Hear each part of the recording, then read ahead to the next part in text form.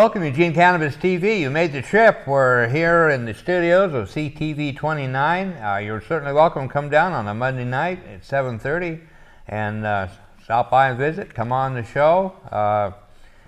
Take us out to dinner, whatever you'd like to do. So anyway, you're DanK. You got your host DanK, and my co-host is Jeremy. We're here and back like a bad debt. So how you doing, Jeremy? Pretty good. All right. We've had a great visit last show. If you saw the last week's show, we had our friend Michael came from King Vapors. Thank you, King Vapors, and he's going to be a vendor at the Hemp Fest and showed us how the vapor pens work, and then we each got one. So we really like it. We're big advocates of the vapor pen. So. Look for that at the Hemp Fest. Yes, a cleaner way to ingest your... It's what? Yes, a cleaner way to ingest your marijuana. Yeah, it's like any other implement. It needs to be maintained. It needs to be cleaned. But boy, it works good, and it's worth cleaning. So anyway, I want to jump into this. Oh, before I get too carried away here, I got some announcements that I want to make before I get. And again, I wanted to tell, just like we did last week, I wanted to mention our friend Jim Gregg. I told him I'd mention him on the show a couple weeks ago, and now I forgot to mention him. So I mentioned him last week, and I'm mentioning him again this week. So now we're up to two. But Jim's a special guy and an activist working on legalization and especially medical marijuana matters. He's a patient himself, bedridden, and if we didn't have enough medical problems, then they discovered that he had cancer. So he's in pretty bad shape. But anyway, our friend Jim out there, he's a Voter Power board member. He's the ASA representative and played a very big part in getting the medical marijuana movement behind Ellen Rosenblum, our present Attorney General, and he was instrumental in getting her into office. And so he's done a lot of great things. So send out your prayers, hopes, or whatever you work on to Jim Gregg, and we hope for the best for him. And we've got an event coming up. Remember this now, because we need a lot of people to show up for this. This is June 7th. This is Hemp History Week. It's June 7th through the 8th, and we're having a little get-together, and it's called Celebrate Hemp, and we'll have some literature and some hemp things and some samples to try. So anyway, we'll get into some announcements later, but we need to get into the story here. This is from Alan St. Pierre, who is the founder and the president of National NORML. And I've been in it for a long time and had some great insights, and I thought that I would bring in this letter that came out on our, I am the chapter president of the local Mountain Valley NORML chapter, and this is an email list that we get. And this came from, he said, as the issue of cannabis legalization becomes increasingly political salient, media outlets will likely be increasingly casting a more critical eye towards cannabis. To wit, in the last 24 hours, number one, the Boston Globe reporter. He says, I heard on CBS radio stations, quoting the NIDA director Nora Volkow about her frightening concerns about cannabis and driving, especially as more states move to legalize. And then number two is NPR's Morning Edition had a piece on cannabis vapor pens. And number three, and probably more disturbing, is that some in the right-wing media not only see a major trend in cannabis legalization, they want to both make money off it from fear-mongering and by trying to cast cannabis law reform as a liberal democratic plot to subvert the American electorate and corporations. So we got those three stories. I thought I'd run over them briefly, but he makes some great points, and it's interesting watching the media. Even our own registered guard in their editorials are usually at least 100, or at least 180 degrees off from where they ought to be. But anyway, the first one is, why do more teens report driving stoned than drunk? This is a story that was in the Boston Globe.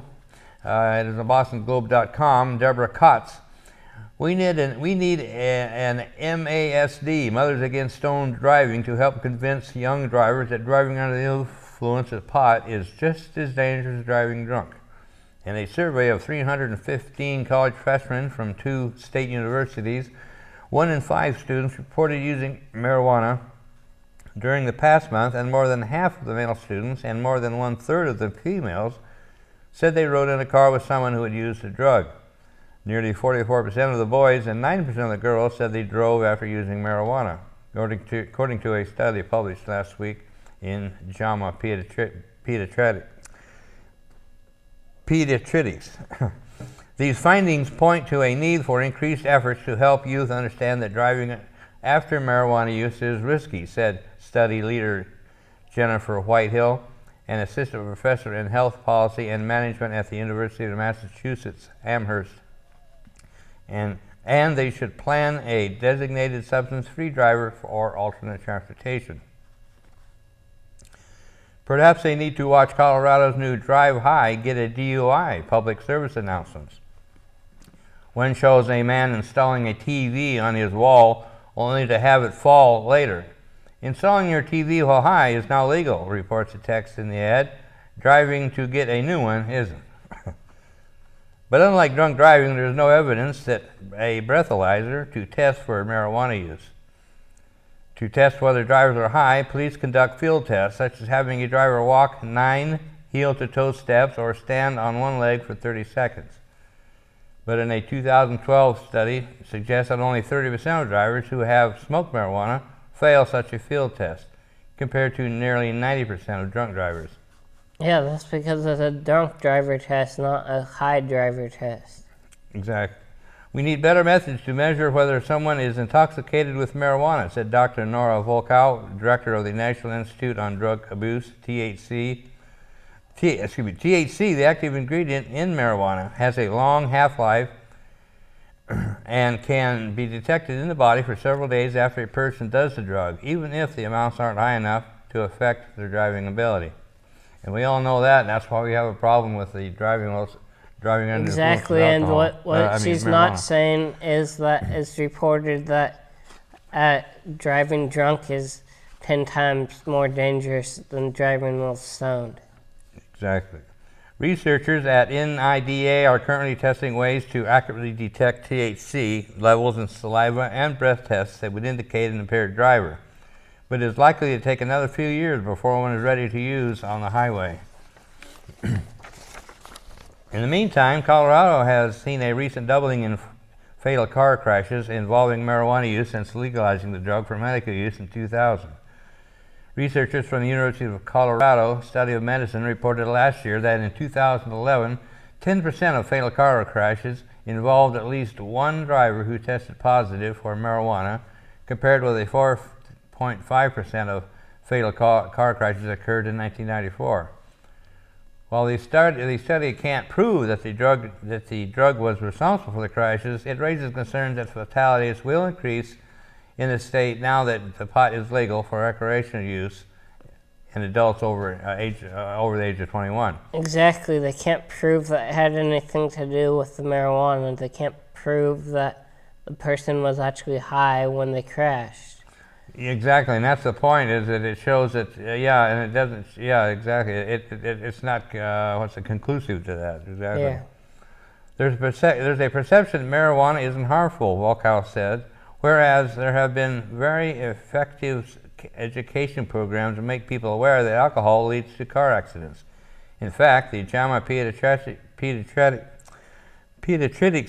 I can't say that word, study found that a far lower percentage of students reported driving with someone who was drinking or driving after drinking themselves. Only 11% of the male students and 3% of the female students admitted to driving under the influence of alcohol.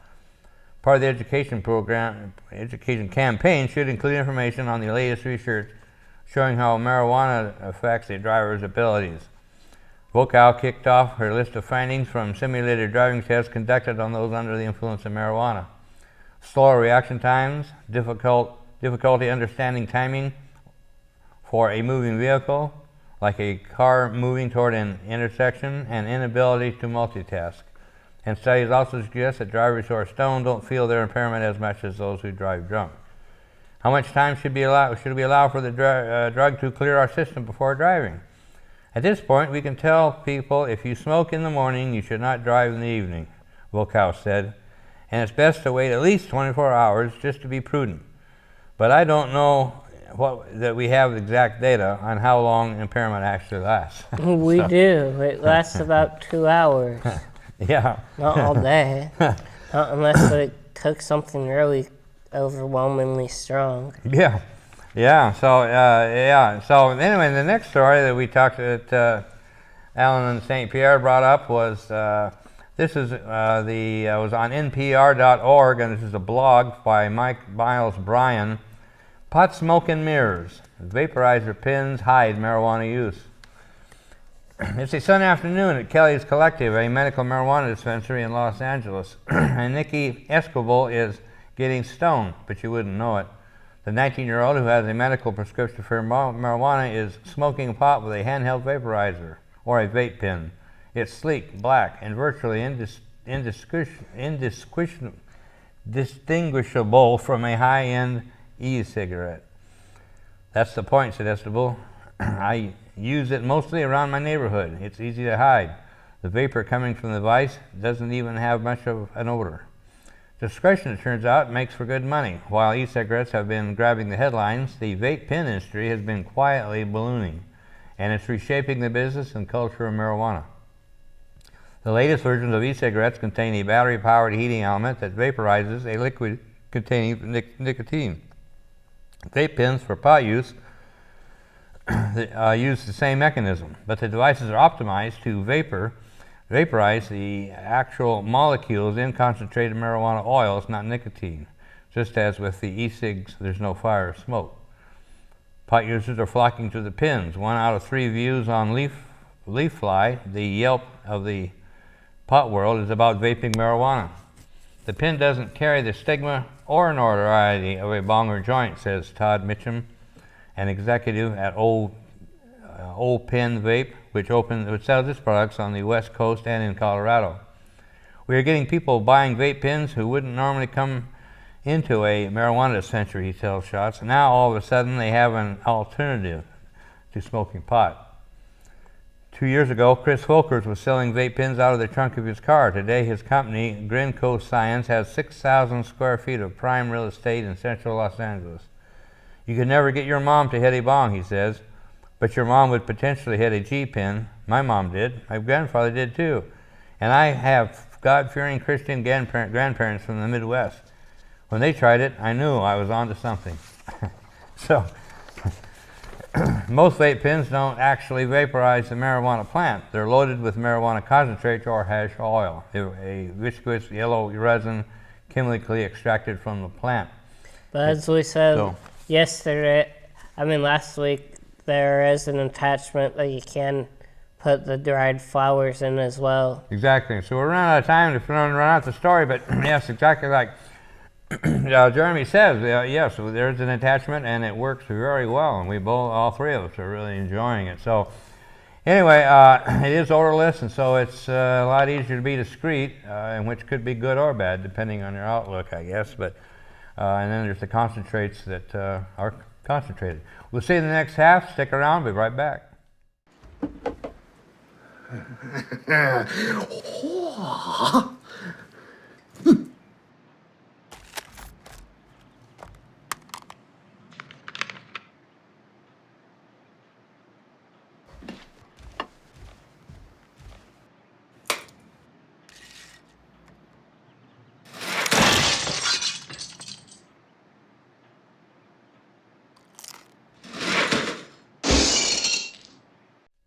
Welcome back to the second half of the Eugene Cannabis TV show, and we've had some news stories that we picked off the internet and decided to pass on. And last segment we were discussing the Alan St. Pierre letter on the NORML affiliates that he may send out 3 articles. I reviewed the first 2, and the third one is he's talking about the newspaper Newsmax. It's a magazine, rather. It's an electronic magazine. It's titled "The United States of Marijuana." Pro-marijuana legalization seems to be an all the rage as initiatives to decriminalize the drug sweep the nation. But one question remains: is it the right thing to do? Newsmax magazine's cover story, "The United States of marijuana," offers an in-depth look at efforts to legalize marijuana and the repercussions, legal, political, and health-wise, likely to result as America literally goes to pot. Medical researchers continue to warn that pot smoking is dangerous, especially for young people. Yet more and more Americans appear to be buying into the notion that marijuana is no bigger a public health hazard than alcohol or tobacco. And it's proven to be that it's actually less harmful than smoking tobacco. Right, and 23 states have already legalized marijuana for medical purposes, and 2 states, Colorado and Washington, voted to legalize the recreational use of pot for adults over 21. In addition, the legislation to legalize marijuana has been introduced or is already on the ballot in 17 states, and pro-marijuana activists are pushing to liberalize marijuana laws in all 50 states. Newsmax magazine's special report examines a dilemma federal officials face in enforcing pot laws in states where it is legal, and how the Department of Justice has tried to deal with it. The report raises these questions: how far and how fast will pot law liberalization spread? And what, if anything, can be done to stop it? He cited the United States of Marijuana also features a look at the dark side of medical marijuana, a gallery of celebrities who have been busted on marijuana charges, from Willie Nelson to Justin Bieber? Yeah, Justin Bieber. I didn't know that he got busted for weed. I didn't even think he was cool enough to smoke weed. A state-by-state chart of marijuana legal legislation, and conservative talk show giant Michael Savage's warnings about the health dangers of marijuana. This issue of Newsmax magazine is hot off the presses. So anyway, yeah, Newsmax, if you have a chance to check out that article, and that's w3.newsmax.com if you want to check that out. So, Jeremy, you want to tell us about about Alabama? Marijuana confusion for Alabama voters. There's Montgomery, Alabama's as Secretary of State has sent county voter registers a reminder that people convicted for simple marijuana possession are eligible to vote and should not be blocked from registering. The reminder came after a discovery that some people in Houston County were wrongly kept off the voting rolls. The Secretary of State's chief legal advisor, Gene Brown, says a conviction for the possession of personal use of marijuana does not bar a person from voting. Possession with the intent of resale does constitute a crime of moral turpitude and would cause someone to lose their voting rights, which is wrong because even in this state, felons can vote. Kenneth Gladstow of the Ordinary People's Society said he fears many people have been wrongly kept from voting.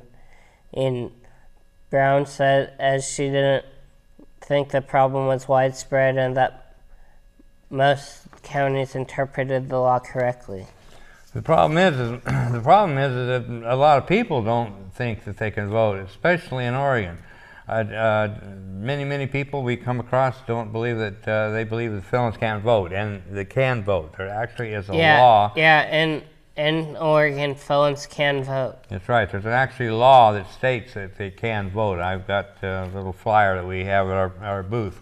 Hawaii legislature overwhelmingly passes hemp bill. Hawaii's first legislature has overwhelmingly passed Senate Bill 2175, a proposal to establish a 2-year hemp research program. The measure now heads to the governor for consideration. If signed into law by the governor or allowed to become law without his signature, Senate Bill 2175 would authorize the Dean of the College of Tropical Agricultural and Human Resources at the University of Hawaii to establish a 2-year industrial hemp remediation and biofuel research program. The dean would be permitted to submit a final report to the legislature prior to the convening of the regular session of 2016. remediation, and which is also referred to as I don't know what that word is. Phytoremediation is the practice of using plants to remove toxins such as the crude oils from soil. This progressive bipartisan bill will keep Hawaii on the cutting edge of agricultural research, help the state realize the economic capabilities of the crop, and potentially restore land previously damaged by earlier contamination, says Representative Cynthia Thalen. And with its ability to cleanse the soil of toxins and heavy metals, industrial hemp could be an environmentally friendly alternative to existing methods. She continues, using industrial hemp as a phytoremediator also removes the need to evacuate or relocate topsoil and contaminated lands, drastically decreasing costs and curtailing the spread of toxic waste to other areas.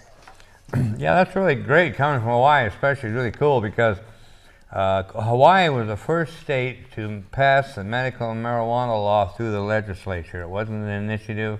It was actually started and passed and done through the legislature. So Hawaii is a pretty progressive state, apparently, in those. So that is really, really cool. We got a story here about Marco Rubio dodges a question about personal pot use. This is from the celebstoner.com, written by Steve Bloom. Senator Marco Rubio didn't divulge he ever smoked marijuana. Most likely the Florida Republican who admits he goofed around in class when he attended South Miami Senior High School in the late 80s, inhaled a few short joint and bong hits back then and during his college days. If he says he didn't, then someone might come forward and out him. When asked by ABC's Jonathan Karl if he ever used pot, Rubio was predictably evasive. Here's the problem with that question in American politics, the conservative congressman explained. If you say that you did, then suddenly there are people who out there saying, well, it's not a big deal. Look at all those successful people who did it. I don't want my kids to smoke marijuana, and I don't want other people's kids to smoke marijuana. I don't think there's a responsible way to recreationally use marijuana. On the other side of it, if you tell people that you didn't, they won't believe you. If you didn't, you can just say that you didn't, Carl followed up.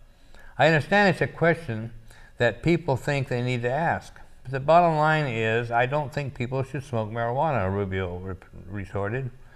Marijuana is illegal under federal law. That should be enforced.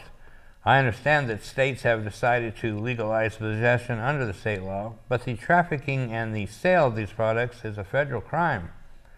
Right now, that's not being enforced, Carl countered, at which point Rubio went into a full anti-drug mode. Look, we live in a country that already has problems with substance abuse, okay? We already see the impact that alcoholism is having on families, on drunk driving, on all sorts of things. And now we're going to add one more substance that people can use. And here's the other argument. When something is legal, implicitly that you're saying it can't be all that bad. If it's legal, it can't be bad for you.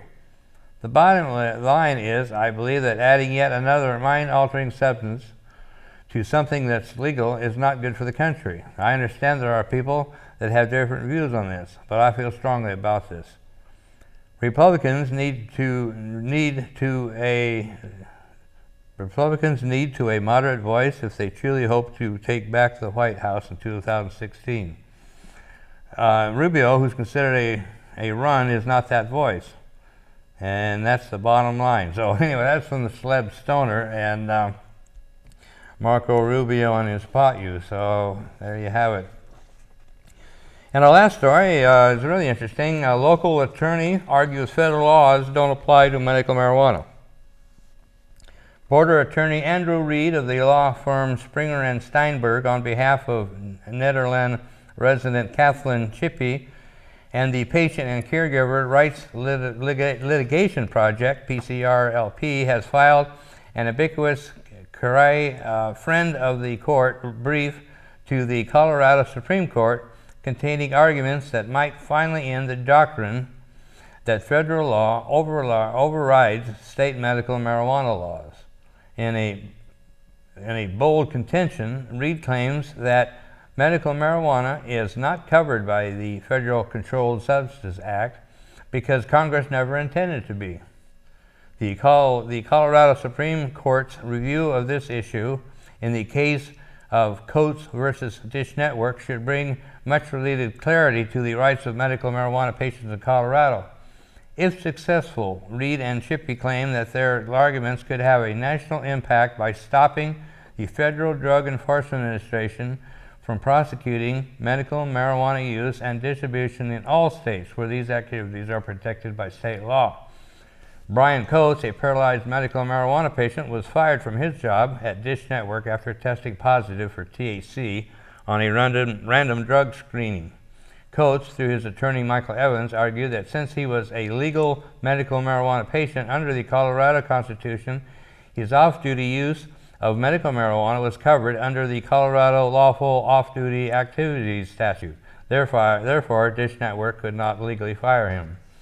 The Colorado Court of Appeals ruled that Coates' use of medical marijuana is not covered by CLODS, even though the medical marijuana is protected in the state constitution, because marijuana is illegal under the federal law.